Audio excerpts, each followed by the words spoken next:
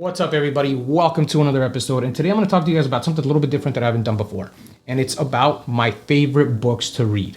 We're going to talk about the top 5 books that I think every single person out there who's an entrepreneur or wants to change the way they look at things or just kind of challenge themselves should absolutely read. I want to do this video because these are my top favorite books. I always go back to them. I've read them multiple times and I think it'll really benefit you guys, right?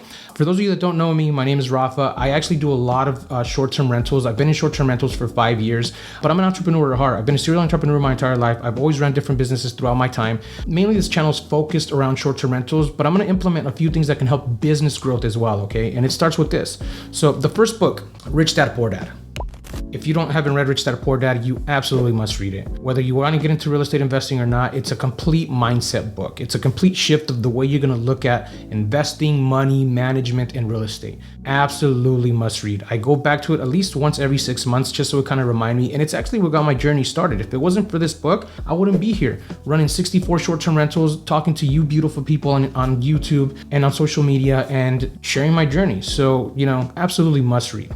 Number 2, Multipliers.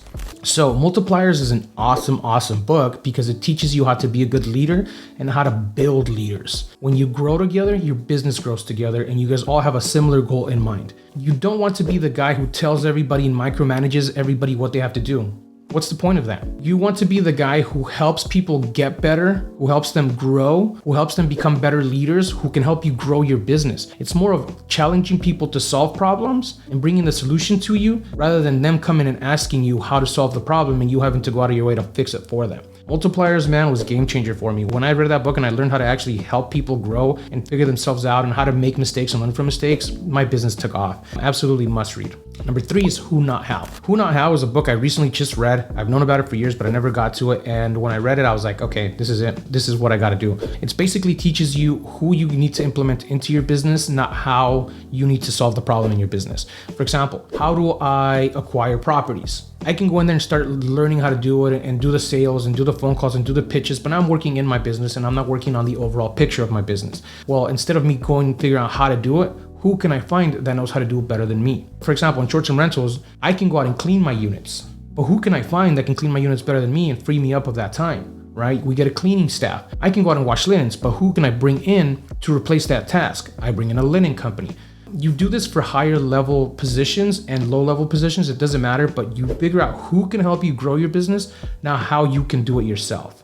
Number 4, Gap in the Game. Man, this book, amazing book. This book is game changer. I actually read it by accident. I stumbled upon it because I like the author. I've read some of his books, Dan Sullivan and Benjamin Hardy. They did it like a duo thing. Benjamin Hardy wrote it, but it's Dan Sullivan's teaching theory where you focus on what you've accomplished rather than what you need to stress over accomplishing, right? You don't focus on that gap, you focus on that gain. What can you gain out of every situation? For example, a lot of us out there are like, man, I need to make 20 grand a month. And it's always just running, working. And then you get to a point where you hit that and you're like, I need more, because you're never satisfied because you never take the time to actually focus on what you've accomplished in your life. This is how I look at everything. I go back and I go, where was I a year ago?